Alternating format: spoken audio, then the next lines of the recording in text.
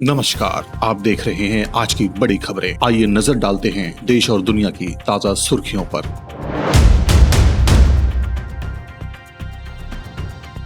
दिल्ली की अदालत ने आज आरजेडी प्रमुख लालू प्रसाद, उनके बेटे तेजस्वी यादव और राबड़ी देवी के खिलाफ आईआरसीटीसी होटल घोटाले में आरोप तय किए।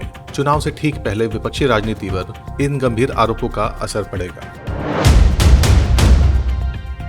केंद्र सरकार जल्द ही 8वें वेतन आयोग के गठन की घोषणा कर सकती है। इससे देश भर के केंद्रीय कर्मचारियों और पेंशनर्स की सैलरी में अहम वृद्धि संभव है।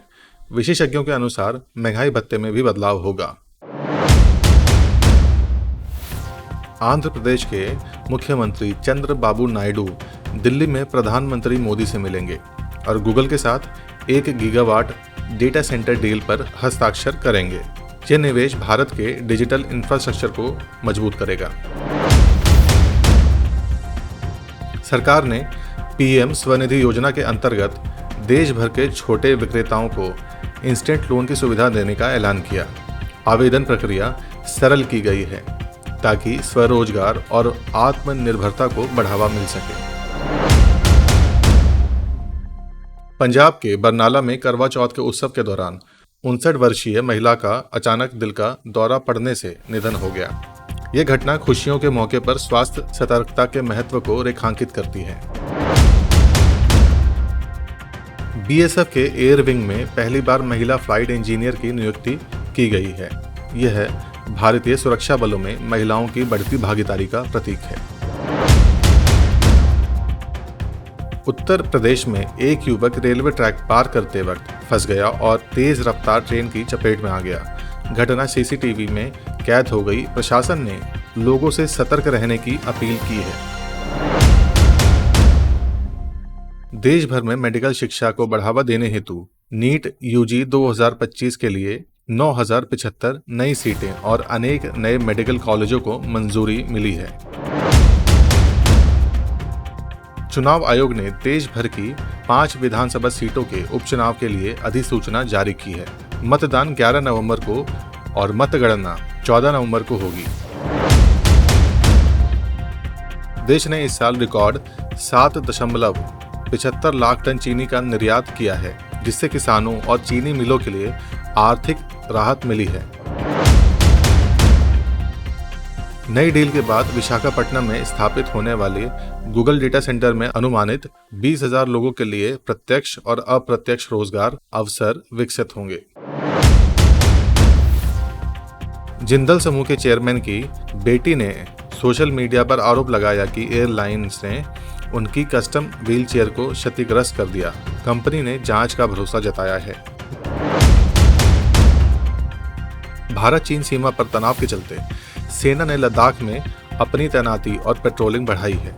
रणनीतिक दृष्टि से क्षेत्र हाई अलर्ट पर है।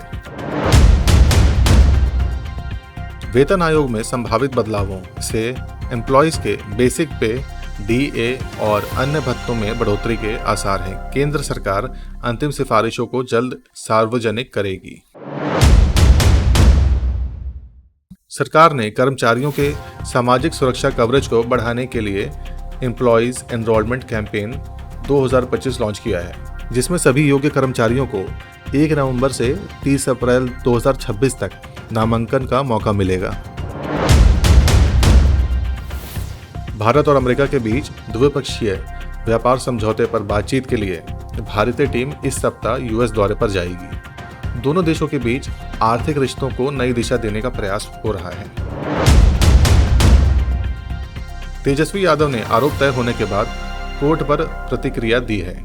चुनाव आ रहे हैं, जनता देख रही है। यह बयान चुनावी घमासान को और तेज करेगा। रिपोर्ट के अनुसार मध्य प्रदेश के सरकारी विभागों में कुल 12,09,321 स्वीकृत पदों में से सिर्फ 7,21,412 पद भरे गए हैं, जिनमें ओबीसी का प्रतिनिधित्व बहुत कम है। सीमा सुरक्षा बल के एयर विंग में पहली बार किसी महिला को फ्लाइट इंजीनियर के पद पर तैनाती मिली है, जिससे महिला सशक्तिकरण को बढ़ावा मिलेगा। मेडिकल शिक्षा प्रणाली को सशक्त करने के लिए नीट 2025 में 9,075 नई सीटें जोड़ी गई हैं। साथ ही नए कॉलेजों को भी मंजूरी मिली है। आईआईटी दिल्ली का प्रमुख तकनीकी उत्सव IIT स्पार्क आरंभ हो गया है, जिसमें देश भर के छात्र नवाचार, स्टार्टअप और टेक्नोलॉजी प्रोजेक्ट्स का प्रदर्शन करते हैं। BSF जवानों ने भारत पाक सीमा पर एक संदिग्ध ड्रोन गिराया। उसमें से कुछ प्रतिबंधित वस्तुएं बरामद की गईं, जांच शुरू हो गई है। RBI की प्रतीक्षित मौद्रिक नीति बैठक में आज ब्याज दरों में संभवतः बढ़ोतरी के संकेत मिलने पर शेयर और बैंकिंग सेक्टर पर प्रभाव दिखा। चंद्रयान-3 ने चंद्रमा की सतह से ताज़ा फोटो भेजी है, जिससे भारत के स्पेस सेक्टर में वैश्विक पहचान को मजबूती मिली है।